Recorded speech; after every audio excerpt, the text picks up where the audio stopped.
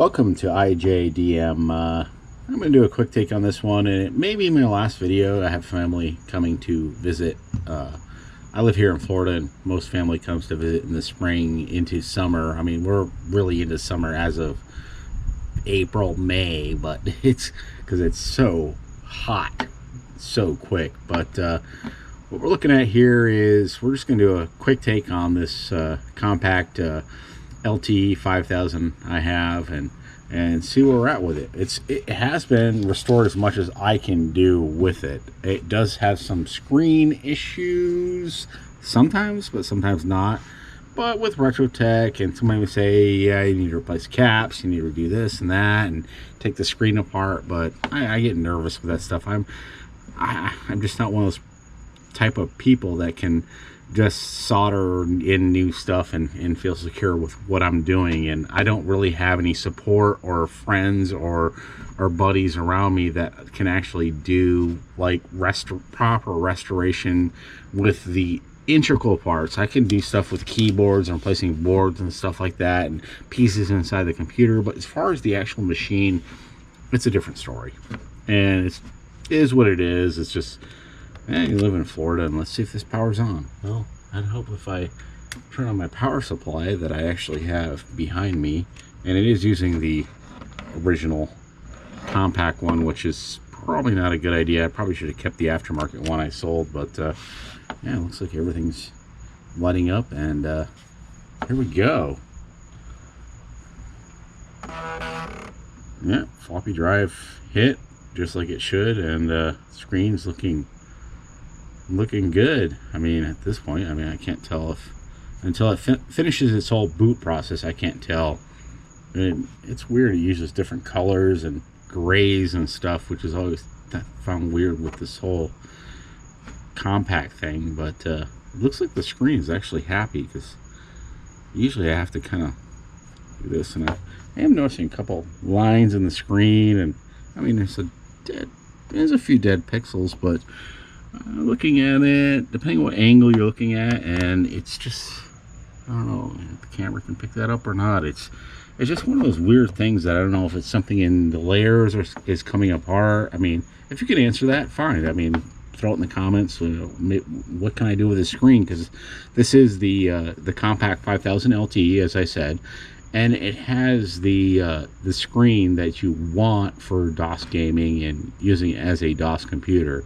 It has the 640 by 480 screen, which upreses the 320 resolution nearly perfectly, and it is in screen stretch mode, which I don't know why you have to quite do that. Again, in the comments, there's some things I don't understand about stuff. And the brightness thing, maybe turn that down a little bit, because I'm sure if I tap my camera, maybe a little bright. But what do I have on this thing? Well, oh, and I know I am part of a Compaq group on Facebook. I joined because, you know, why not? And I gotta say, and they're probably not gonna like this, but the keyboard is god awful. If anybody knows, that's another question. What is up with this keyboard? It's like, is it just because of the way it was built, and I need to put some lubrication in there? It's like the keys feel almost like oh, let me tilt the camera down. It's like they're almost like you don't hit them at the right angle. It's almost like they feel like they don't want to go down. And what is causing that? Is it the rubber membrane? I mean, they all work, which is great. I mean, that's one thing I say. The IBM ThinkPads, the keyboards feel absolutely awesome. They almost feel like a mechanical keyboard in the sense the way they're designed, but the Compaq, it's definitely, you feel the rubber dome action going on. I mean, they do have a little bit of click, but they're just, the way you hit them, good God, it's this keyboard. I don't know. Sorry, Compaq owners. And the IBM ones, and getting back to that, is like, sometimes it's just like the keyboard will just fail out of nowhere. And I think it's because and some of them, they have the lid that opens up and maybe the ribbon breaks or whatever. Because, again, collecting this retro stuff, sometimes you run into stuff, and one guy made a comment on one of my videos that actually made perfect sense. He's like, use it while you can, and then it just becomes a museum piece. I mean, yeah, Indiana Jones type thing belongs in a museum, but I want to use this stuff, and that's why I try to buy the ones I do and restore them to where they're at. And this one did have a new bezel put on. I sold the 5280 that you saw in an earlier video. That, yeah, I didn't need two, and I don't know. It didn't have a hard drive, and just finding a hard drive for this one was like, it was a logistical nightmare. Like, for some reason, and my only guess is that these computers were used in such a way that maybe, and excuse the little weird thing I just did with the camera. This is a quick take. I usually don't edit these. I usually just record and post them.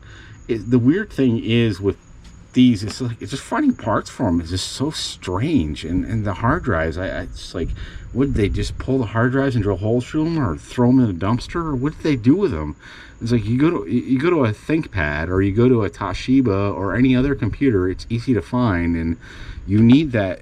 It's not necessarily the hard drive, it's the caddy. It's like, why did you destroy the caddy? Why did you do that? Because just pull the damn hard drive out. But I understand, and I know IT people and how it works, and just pull out whatever you can, and that's what it is. And I'm not going to illustrate this. If you want to see it in a previous video, I think I did show on this computer, at least one of the other ones, the conversion I did. I am using the CFast card, or I shouldn't say CFast because it's Compaq Flash, and there's another card that's slightly different, but I did use the card on this and basically rebuilt it inside the caddy, because it's the only way you can connect it.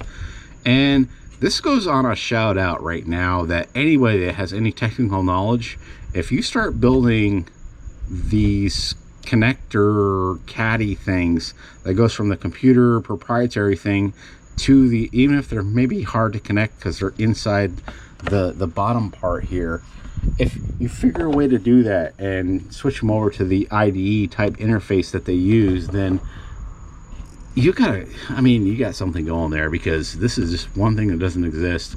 There's too many of these laptops. I don't understand what the full logic of it was.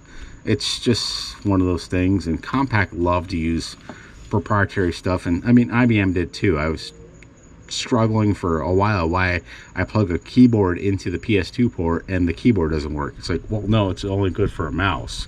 You got to buy the adapter and do all that whole thing.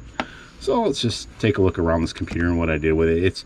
It is running Windows 95, but I have it booting into DOS mode, and it is a green screen because the blue seems to go on once in a while. So I'm like, yeah, we'll keep it green, but it does do color. So let's go to the games directory, and oh man, this keyboard, I don't know what to say about it.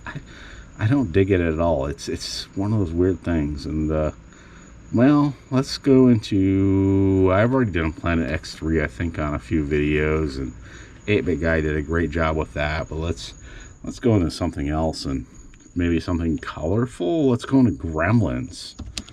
Yeah, Gremlins. All right, there we are. So I guess it's just, I type in Gremlins. Cracked by, okay. A lot of the stuff I get, and that was a question asked by a lot of my friends and stuff, not necessarily on the actual videos, but like, where are you getting all these programs from?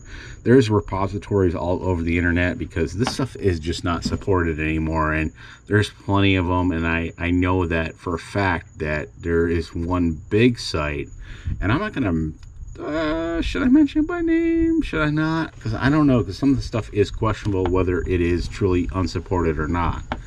But there is a site you can go to that you can find most of the stuff and download the programs. So what just happened? Oh, there's Gizmo. Gizmo. Does that have a volume?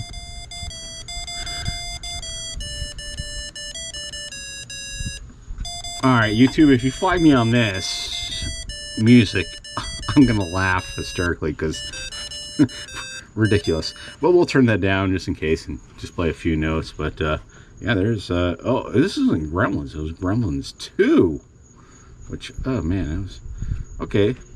Kind of got this thing going on, and okay, you know, what do I hit? Well, apparently I just watched the game. And the escape key, nothing. Oh, Oh, I paused it. It froze up. Okay. So let's do Control Alternate Delete. Okay. Well, there it goes. Well, maybe we won't do gremlins today. Maybe that program is a gremlin in and of itself. And I do have the RAM installed at around 24 right now. I swapped out the card with the computer I sold. It had 32, and this one, I think it has 8 on board, and then plus the 16 would make the 24. So it's just a little slide out tray on the backside, which I'm not going to show. So let's try this again and try to find another game and just see something, maybe.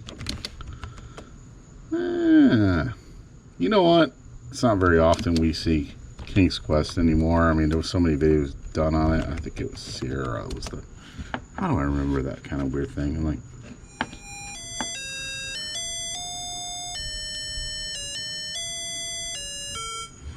So obviously a green sleeves rendition, and all right, let's just walk around a little bit. I'm not actually going to play any of these games because there's plenty of people that do DOS playthroughs, and I don't want to take away their magic. Oh, I guess you just hit the button, and that was the thing when I did a review on Attack of the Pesky Robots. I kept hitting the key to move, and you can it'll just move on its own if you don't keep mashing the keys. And yeah, let's go into the just once. So confusing because go in. I gotta say open door. And the huge doors swing open. There we go. And yeah, I'm inside the palace now, and yeah, very cool. Let's check out the sound card though, because I do have it set up with the emulation. And let's get out of this. Enter to quit. Let's find something. Oh, what does everybody go to that does these videos? Well, they go to Nukem. So let's let's find out if I have the other version down here, the 3D or atomic version. I guess it doesn't really matter, but we'll see, and just kind of go through this whole video and just have some fun real quick. And I say quick, but this probably be just as long as any other. I say quick takes sometimes, but they're just as long as my other videos. So let's just take a look at the Nukem 3D. Oh, there it is. Okay. So the command line on this, commit. That's a interesting thing. Commit. Oh, I'm curious.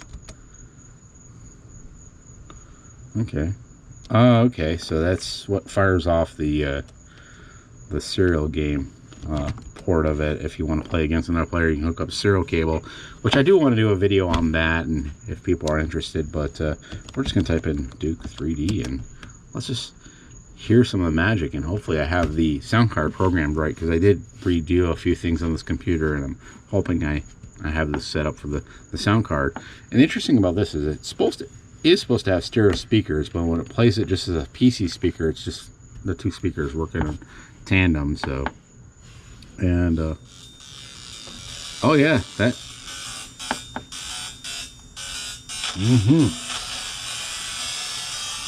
yes, yeah, that is stereo. I mean, I have the IBM 755 CD, so that is truly in stereo, and awesome. This sounds pretty good too. Let's go into whatever. Let's just rock. Yeah, why not?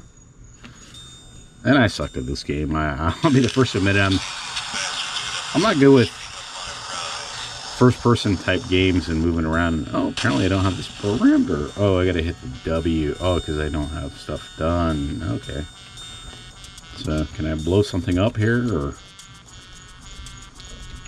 Man, these keys are just crunchy. They're just, I don't know. I'll explain it. All the weird things that... I don't know what my fire button is. Well, apparently I got that. Oh, let's just move forward and jump down. And yeah, so there's Duke Nukem. We're not going to go any further with that. We're just playing around. The sound is great. I mean, the speakers up here are definitely a nice little touch on this laptop. And I'm going to sum up with kind of another review on this actual laptop, that it is great in many senses. It's built like a flippin' tank. I mean, a few things. Plastic does crack because when it gets older, plastic breaks down and it gets brittle. And I gotta say, this thing is built like I mean, a German tank. And the keys are solid. They're very well made. Oh, there goes the fan. Which is funny because I have a Toshiba that, or as somebody corrected me, Toshiba. I say Toshiba, but it's one of those southern things. And sometimes it's just I don't ever hear the fan running on it, but this one kicked in and it's a little crunchy, but it is running, and apparently got a little hot there and it wanted to cool itself down. And I can understand. It's a little warm out here right now. It's probably about 85, 86 degrees. We're in summer in Florida. It's May 11th right now. No, that's the way I have it set up, and when it boots up, you saw it earlier that it is what it is, and it's fun. And I do have some other emulation stuff set up on it and a few different things, but these things are mainly for me more nostalgia and more just owning one, and the fact that, I mean, we hit a point at one point with retro technology that this stuff just became nearly unaffordable. This same laptop would have sold, even as it came, it was pretty much non-functional, would sell for like $300-400, and I got this laptop for $40, I think, and I was surprised because the 5000 LTE is like one of the few that has that smaller screen for DOS gaming, and the 755 CD, that's the IBM ThinkPad, that one is absolutely brilliant. And Toshiba has the best screen though of all, and that's again one of the smaller screens. And then I do have a 365 XD. I would like to get something with the 365 series that actually has the DOS screen with a full active matrix. And I'm going to tell you right now, if you're looking for these things and you're thinking about buying one, you need to make sure with the seller that is an active matrix. And as pointed out in other videos, and if you're watching this, you already know, if there's a brightness, generally, not always, if there's a brightness control here and there's a secondary one for contrast, usually if there's just one, it's a TFT. If there's two, that usually means that it's a dual scan, or even sometimes a single scan, or one other technology which I can't think of off the top of my head. But just a point in fact, you want to check that out. I know the IBMs get a little shady on it, and some gets a little bit shady on the stuff because they move stuff to the actual keyboard down below. But just one of those things you want to look for. And if you're looking at retro laptops, anything you understand is if you're getting it, even if it's in pristine condition, there's going to be some type of issue with it that you're going to have to address. The hard drive or whatever, and whoever might have had it before, if you do have the hard drive and you want to make a YouTube video about it, please do not show whoever had, even if it is from 1997. I've heard actual conversations that were recorded, and it's just crazy stuff that I've picked up, that the hard drive was never actually erased or whatever, or the files weren't deleted, and I just, that's that person's personal thing that they did even way back then. So just one of those things to keep in mind, that like, especially if you're going to do videos like I've been doing, you want to make sure that you're not compromising somebody else's privacy, because that is an issue, and can be an issue if you're doing these videos, that you don't want to do that. But anyhow, I don't know what else to do tonight. I was just doing a quick take and just kind of hanging out and just sitting at the Retro Tiki bar, and this is what it is. It is what it is. And you know what? It's all good, because it just doesn't matter. We'll catch you next time. Have a great night.